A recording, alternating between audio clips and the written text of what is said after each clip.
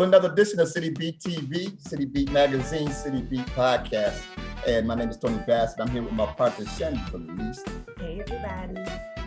AKA Shandy's World. And right now, we're having an opportunity to talk to a phenomenal recording artist. Her name is Deborah Bond. And Deborah, she's from the DC area, and we want to welcome you to City Beat. How are you? I am blessed, hanging tough. I hear you, yeah, I hear you. Mm-hmm. Hey, those earrings are banging. I like them. Taking it back to the 90s. Hey, actually to the late 80s. I don't have pierced ears, so it took only 40 plus years to be able to find clip-on versions of these. Because when all my homegirls was wearing it back in the day with salt and pepper. There was no. Not me. So now as a grown up, I'm like taking myself back to the old school, reliving the old days. I love it. Thank you. It was a good time, right? Yes, indeed. Oh, Yes. for sure. So I heard Tony say that you're living in Maryland now, but aren't you originally from Connecticut? I am originally born and raised in New Haven, Connecticut, Elm City, as we call it. All my family's still there. A good portion of them, my mom, my brother, sister, all of them, they're still up there. And when I turned 17 and it was time to break on, into the college world, came to DC, fell in love. And I think that's a great segue to the question I have for you, because when you bounced, you originally were going to go study journalism. Yes. And so the world turned around, I guess, when you got around all that music. Yeah, man. DC was popping in the 90s, there were lots, people don't know it, and people kind of consider DC, of course, political city, because it's where the presidents stay and all those things, but really, there's a thriving live band scene here. It's a drummer's universe here. Go-go music is the music of this region. That's all percussive drums. So some of the best drummers who are touring with some of the top artists came out of this city, and I fell in love with all of that. I did keep the course for a good while in journalism. I've been on the other side of this Zoom, where I'm the one interviewing. I've done that for many years in radio.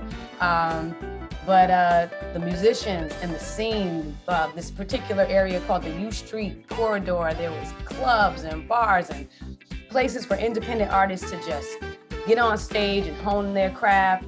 And it really activated that desire in me. As much as I do enjoy journalism, I do enjoy that world of kind of learning the story behind someone's life, the story behind anything.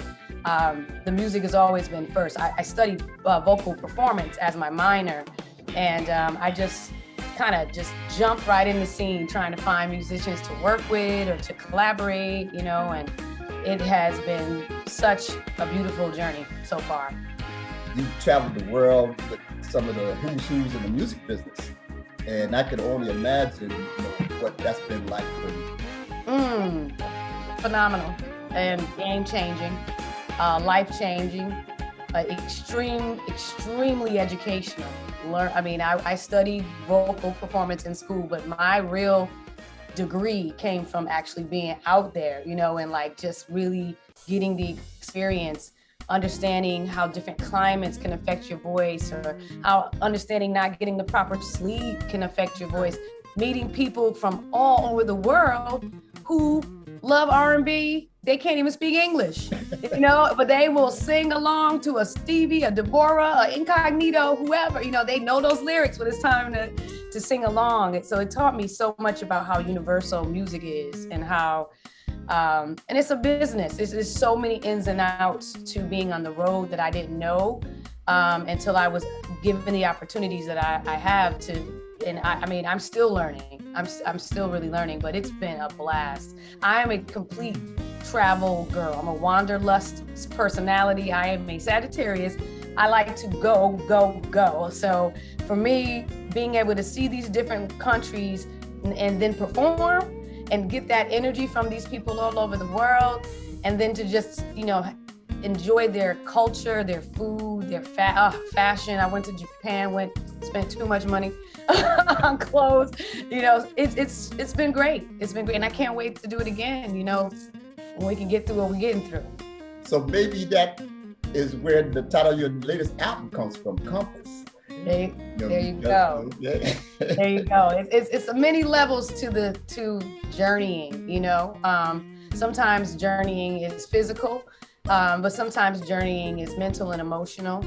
And for me, it's been a little bit of both. You know, in the last several years, I've had a lot of major life changes, and happening all as I stepped into my 40s, which is quite interesting. You know, ending a 14-year relationship, having major changes in my band that I have been with for about 15 years, traveling the world in ways I never did, quitting my day job, all these like highs and lows. They all led to moments of like, what am I doing? Where am I going next? How am I gonna get through this? This is so amazing. I don't ever want it to end. Like all this energy. And for mixed in there, to be real honest with you guys, like mixed in there was like always a slight feeling of being a little bit lost over the last couple of years, like feeling like, wow, it's really what a time to become single again when I'm like over 40. What a time to be quitting my job and like doing music full time. And so there were so many waves of like, I don't know where I'm going. I hope I'm doing things okay. You know, am I ever gonna put out a new album? Because it's been 10 years. And that's really what Compass is, what it represents to me is a bit of this midlife crisis. Midlife, what am I doing? How do I figure this out? I know I can go. I know I can get where I wanna go. And on top of that, right when I decided to start working on the album, the world shut down. I up until 2019, I was kind of all over the place. 2019 was not the easiest year for me, career-wise and financially. And so by the end of the year, I felt like I got to put some new music out, or I'm going to completely stall out career-wise. And so I had this whole vision and plan, and then the world shut down, you know, and I decided to let that also be a part of the journey and the guide, and to do things that represented the reality of my world, which was a little bit rough around the edges, a little bit humbled more than ever before. And so Compass also just represents like being vulnerable and being transparent and not being so polished and not being so colorful and bright, and what I think a lot of my fans kind of became very accustomed to with my branding from my Madame Palindrome album, with this beautiful gown on the cover and looking like a princess and all this, you know, very ethereal painting inside. I wanted to strip all the color. I wanted to strip all the bright. I wanted to not present something super polished because I felt like my world was not very polished. And so what better way to do that than to sit in this seat right here, literally, with a couple of pieces of equipment that I can see right here and a MacBook and some speakers, and record an album during a time when I have nothing else better to do anyway. So that really led me to saying, okay, let's do the album now, figure out how to do it at home, and let it be. Don't worry about if it's perfect. Don't worry about if it's complete, all the little notes are hit properly or the lyrics are, just let it be and present it in It's a wonderful album. I play that album all the time, and I'm sure that you're getting a lot of good responses from it as well. At least I'm hoping so. And it's only been out for like 6 months, but it's been beautiful. It's been beautiful, and I was terrified. I'll be for real. I was not excited to put it out. I was really scared. Really, like, people are gonna say this is whack.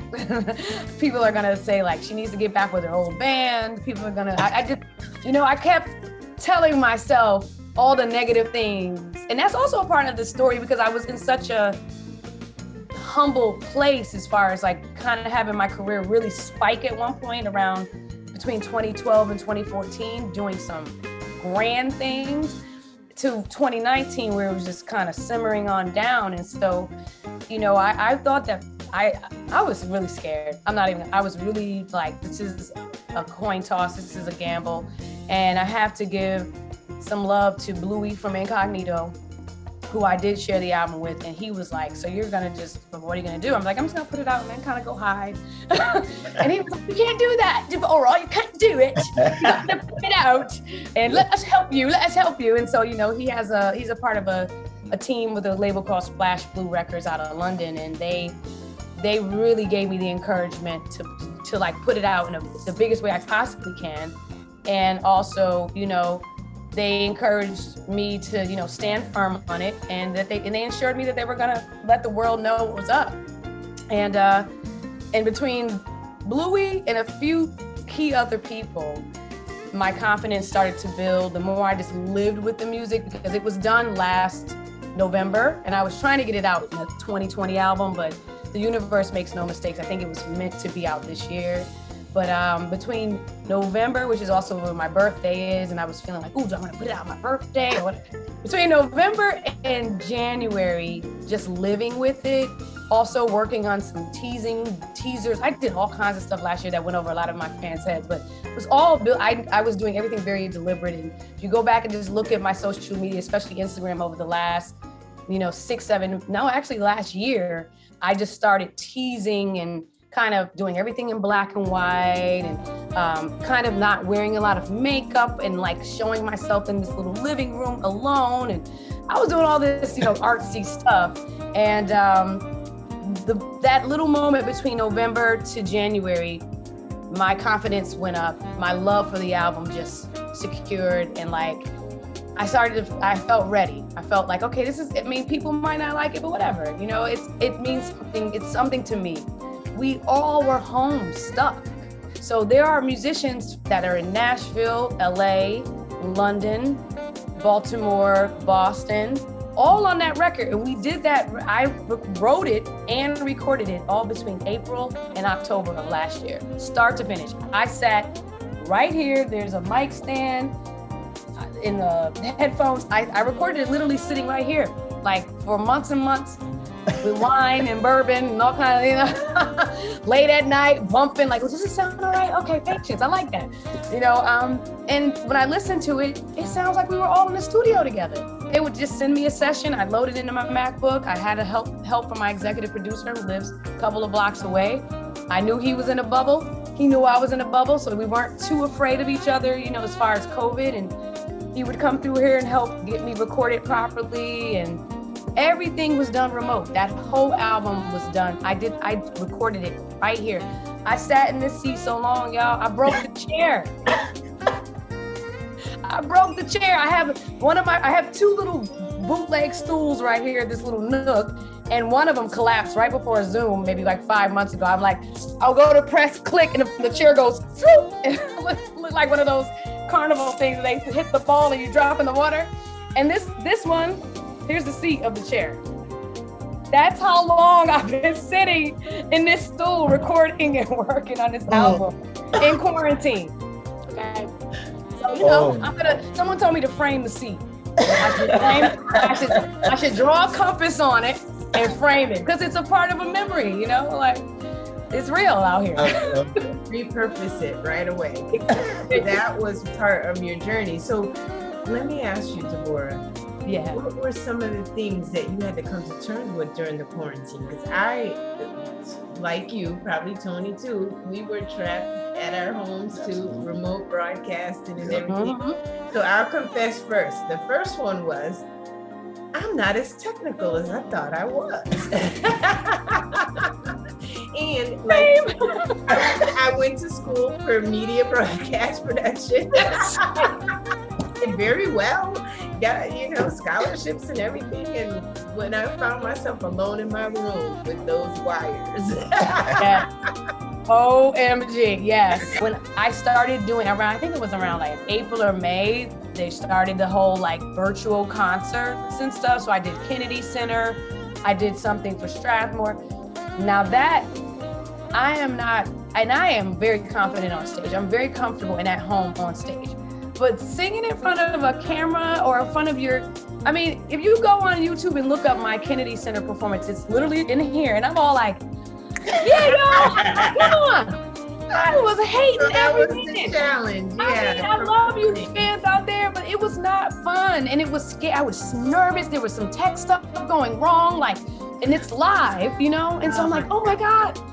It was, I'm not about that life. I also as well realized I went to school for journalism. I worked in radio for 10 years, satellite radio.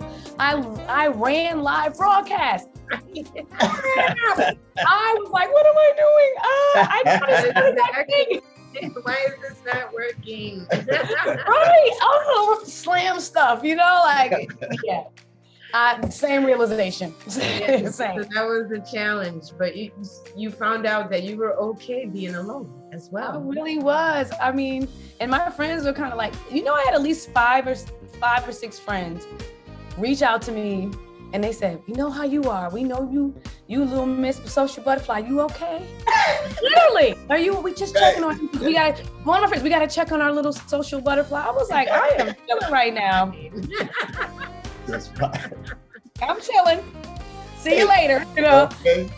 So, and, you know, it was and you know, as much as I want to get back on stages, and with all this craziness going on with the virus and stuff, I wouldn't be mad if we had to shut down a little bit longer and get this world together. I just wouldn't. It wouldn't bother me. I think a handful of people in my life have also mentioned that, like, they kind of like not being the introverts. They're like, I don't really want to go back. Exactly. They are just fine. And that was just my final question.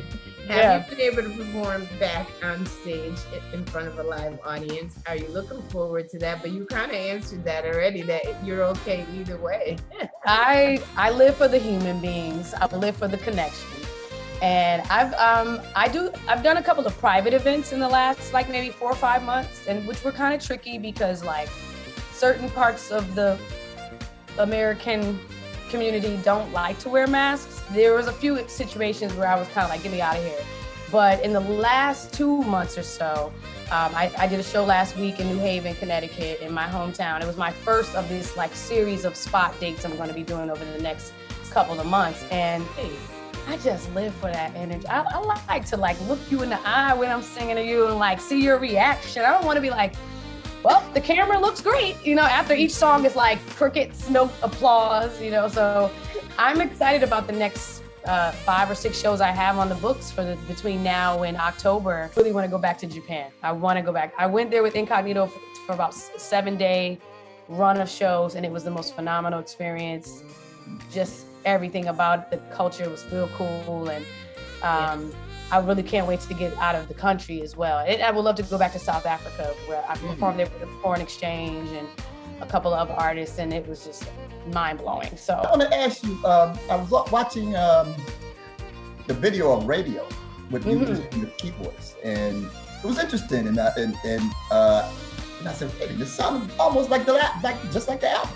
So I'm like, is that how they recorded it? Was it just you and him?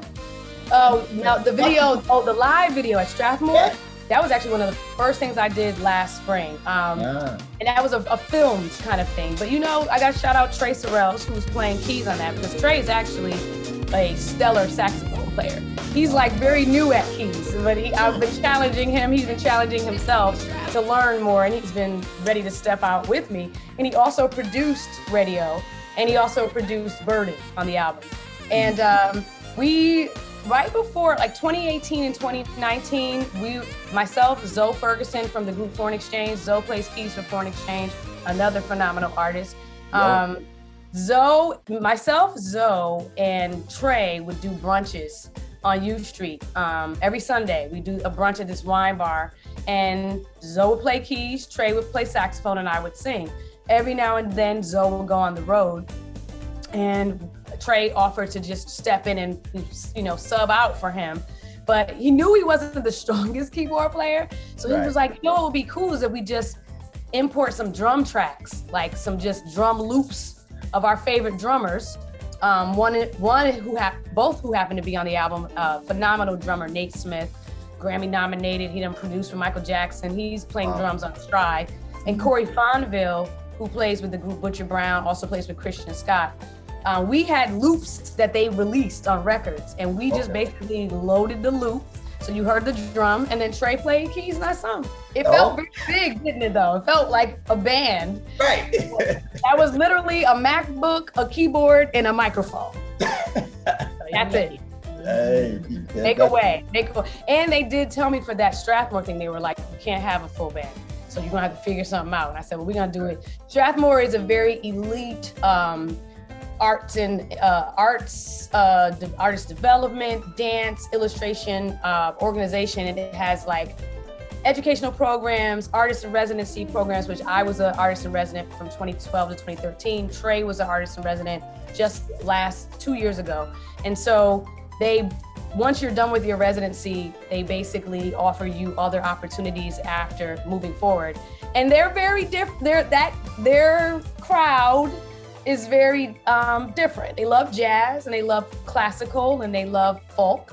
And I am a R&B funk girl. So when they asked me to do that thing, I was like, yo, we're gonna go hard in Strathmore. We were in the mansion, and if you watch the song, I said, you wanna party with me, Strathmore? I'm like, they don't know nothing about, like, you wanna party, Strathmore? Y'all gonna party with me today. You're not gonna be with me. What other thing is, whose idea was it to have like that whole, like a mini video for Time? That was the director, T.L. Benton, who also directed radio music video, the actual music video for radio.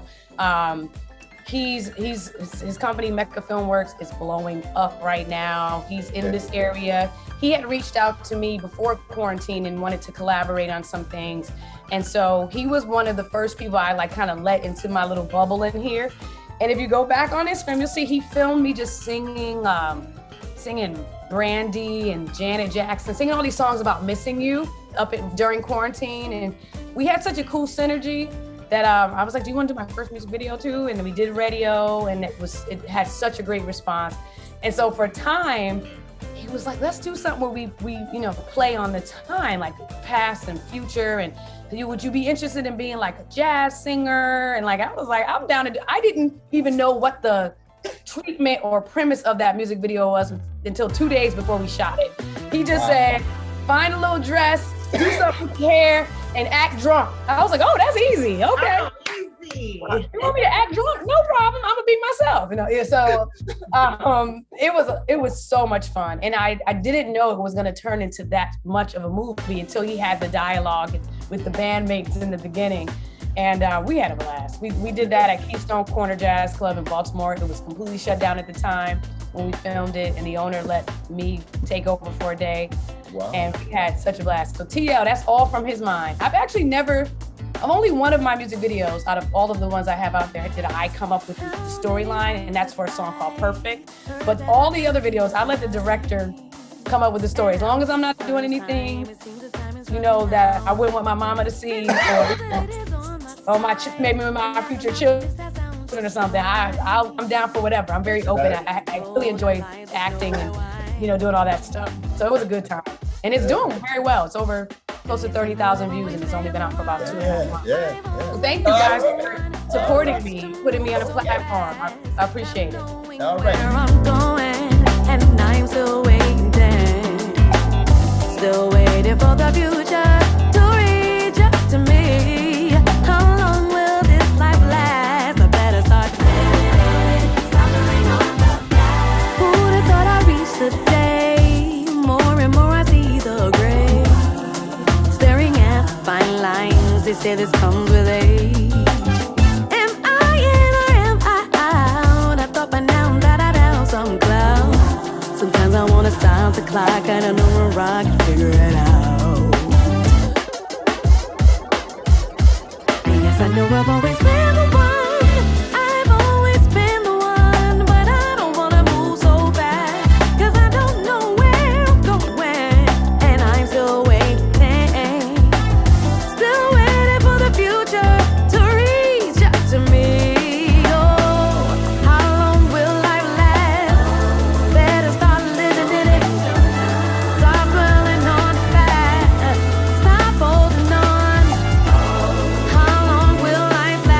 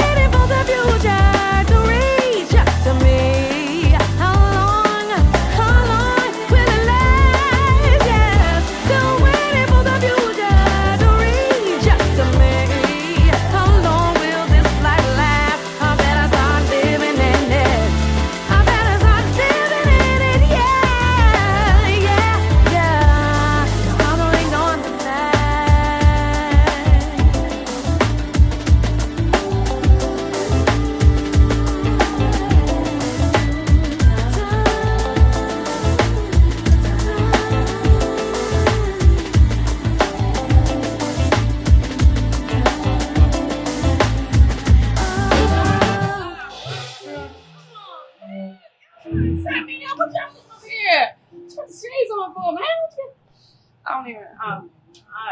You know what? I could do all of this. I could do it. I could play this. I could boom, boom, boom. I could do all of that. You know what I'm saying? Wake up, man. Wake up. Y'all good? You good?